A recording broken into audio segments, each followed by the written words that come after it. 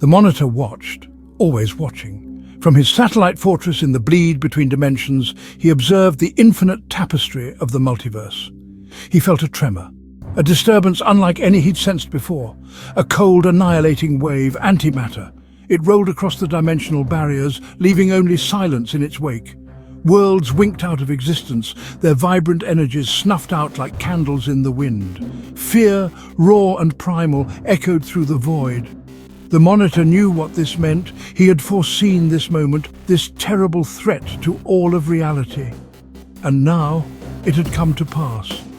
The Anti-Monitor, his counterpart from the antimatter universe, had broken free. The Anti-Monitor, a being of pure destruction, driven by an insatiable hunger to consume all of existence. His very presence warped the fabric of reality, twisting it into a grotesque parody of itself. The Monitor had imprisoned him once, long ago, but now he was free. This was no mere incursion, no simple clash of matter and antimatter. This was annihilation on a cosmic scale.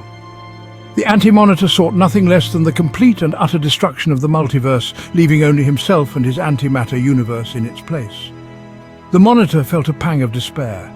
He had spent eons safeguarding the multiverse, but how could he possibly stand against such overwhelming power? He was a guardian, a watcher, not a warrior.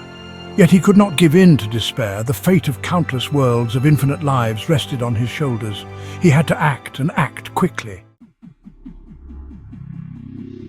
Across the multiverse, heroes and villains alike felt the cosmic shift. The very air crackled with an unnatural energy. The sky bled strange, vibrant colors, as if reality itself were tearing apart at the seams.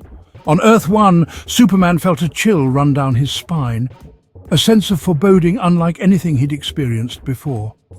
On Earth 2, Jay Garrick, the Flash, watched in horror as the stars themselves seemed to blink out of existence. The green lanterns of Oa, their rings flickering with the strain, struggled to contain the growing breaches in reality. But the antimatter tide was relentless. The very foundations of the multiverse were crumbling. The Monitor watched it all, his heart heavy with the weight of responsibility. He had failed to prevent this catastrophe, but he would not fail to fight it. He had one chance, one desperate gamble to save all of creation. He had foreseen not only the crisis, but also a glimmer of hope amidst the encroaching darkness. A prophecy, whispered on the winds of time, spoke of 7 paragons. 7 beings of extraordinary power and unwavering will scattered across the multiverse. These paragons, each embodying a fundamental aspect of existence, were the key to stopping the Anti-Monitor. United, their combined might could repel the antimatter wave and restore balance to the multiverse. But finding them, scattered as they were across the infinite expanse of the multiverse, would be a monumental task. Time was running out. Every moment lost meant countless more lives extinguished.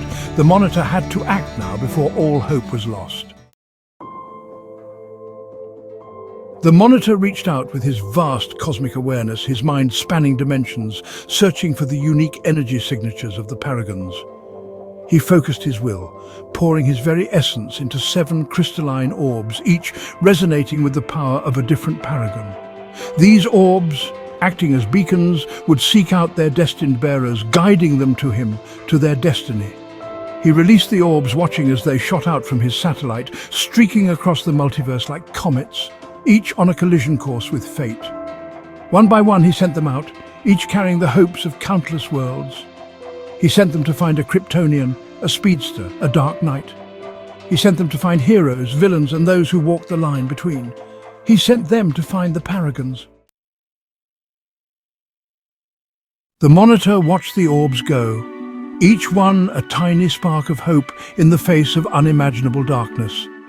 He knew the odds were stacked against them. He knew that even if he found the paragons, there was no guarantee they could stop the Anti-Monitor. But he had to try. The fate of the multiverse, of everything that ever was or could be, rested on this desperate gamble. He could only hope that he wasn't sending them to their deaths. He could only hope that they would be enough.